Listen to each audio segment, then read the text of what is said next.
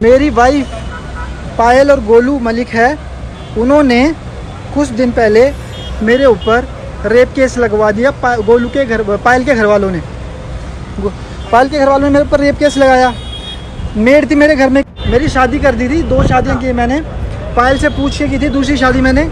और फिर उनके घर वालों ने प्लान बनाया, पायल की गलती नहीं थी, उसको बहुत डराया धमकाया कि तेरे को तलाक देना पड़ेगा समाज के लिए, ये वो, तो बहुत चीज़ें कर दी मेरे लिए। उन्होंने एक सिचुएशन में डाल दिया कि बस मरना है तुम्हें। तो सारा कुछ ले लिया, गोल्ड वोल्ड। मेरे घर पे मेड थी जो काम करती थी दिन रात।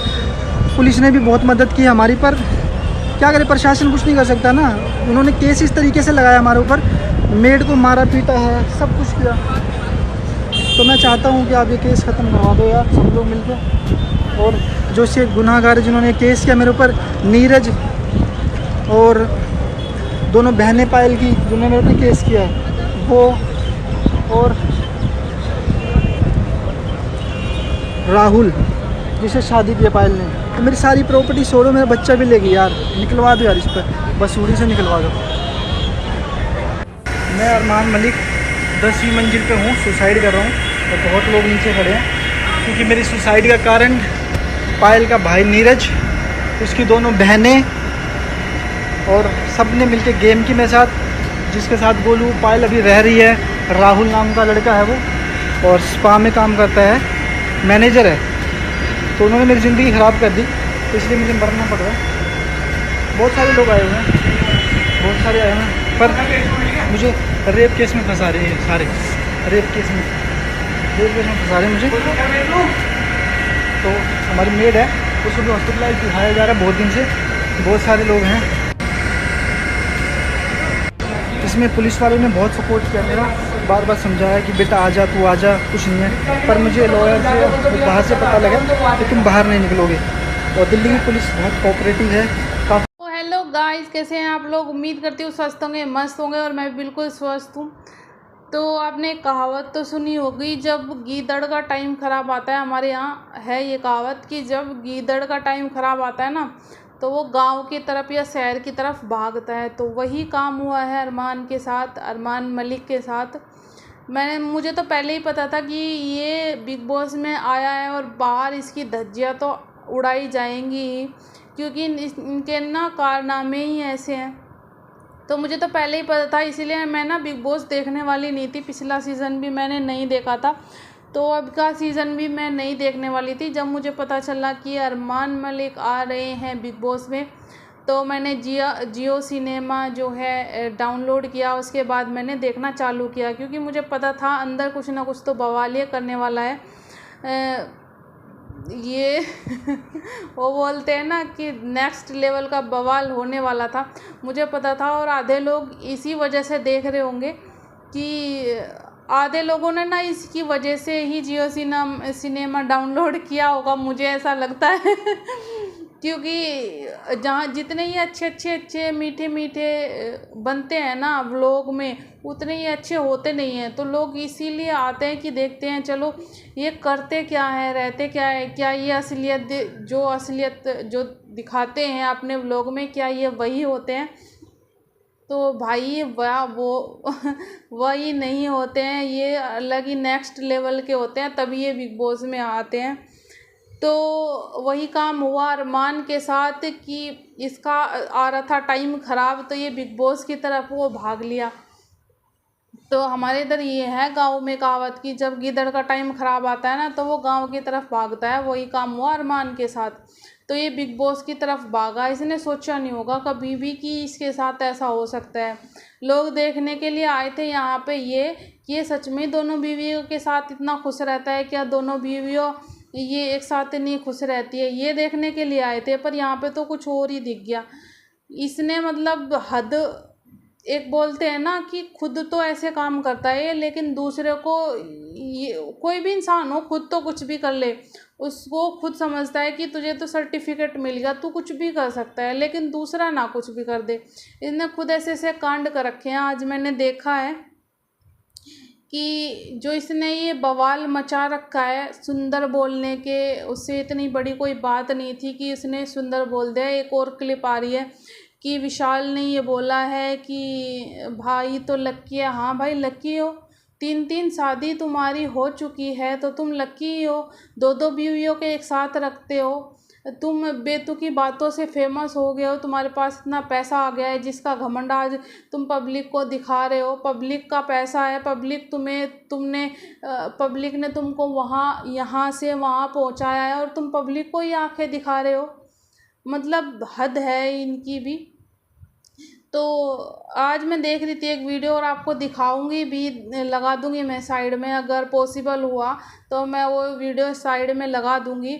ये जो पायल मलिक है ये भी इसकी पहली पत्नी नहीं है, इसकी एक और उससे पहले शादी हो चुकी है। वो मैंने एक बार पहले सुना तो था, तो मैंने सोचा चलो ऐसे ही बोलते होंगे लोग कि इसकी पहले भी शादी हो चुकी है, क्योंकि इससे भी इसने लव मैरिज ही करी थी और फिर कृतिका से भी इसने लव मैरिज ही करी है। और वो देखो इसका कि बंदे को 7 दिन में प्यार हो जाता है, 7 दिन में प्यार करके शादी कर लेता है। भाई इतना वो है ना, ये जो क्या बोलते हैं उसको, बहुत जल्दी काम करता है उसको, कि इसको 7 दिन में सब कुछ होता है। 7 दिन में इसने पायल के साथ पहले शादी करी थी, पायल इसके लिए 7 दिन में घर छोड़ के आ गई थी। भाई 7 दिन में तो क्या बोलने सही से बात तक नहीं होती है, 7 दिन में इनको प्यार भी हो गया। फिर पहली शादी थी, उसके 2 बच्चे थे, उसको छोड़ दिया। फिर इसने पायल से शादी कर ली, चलो पायल से प्यार हुआ। ऐसा कौन सा प्यार है भाई इसका कि ये फुट फुट के निकल रहा है अभी बाहर। फिर इसको कृतिका से भी प्यार हो गया। जब इसको सच्चा प्यार पायल से हो गया था, मान लो चलो पहली वाली के साथ इसकी नहीं बनी, कोई मतभेद हुआ या कुछ भी हुआ, बनी नहीं उसके साथ, दूसरी के साथ तो बन गई थी ना, दूसरी के साथ तो तुम अच्छे से रह रहे थे ना। फिर तीसरी आने की क्या वो हुई, और वो भी ऐसी आई कि उसके साथ भी इसको 7 दिन में प्यार हो गया। वो 7 दिन के लिए इनके घर में रुकी और मतलब कोई भी अपने घर में आ जाओ उस पर लाइन मारने स्टार्ट कर दो। ये मतलब ये दिखा रहा है यहाँ पे बिग बॉस में कि कोई भी अगर आपके घर में कोई लड़की आए तो उस पर लाइन मारनी स्टार्ट कर दो, बीवी बच्चे के होते हुए। तो पहला तो भाई थप्पड़ इसको पड़ना चाहिए था, इसको जेल भेजना चाहिए था उसी टाइम पे। जनता ने जब नहीं आवाज़ उठाई किसी ने भी।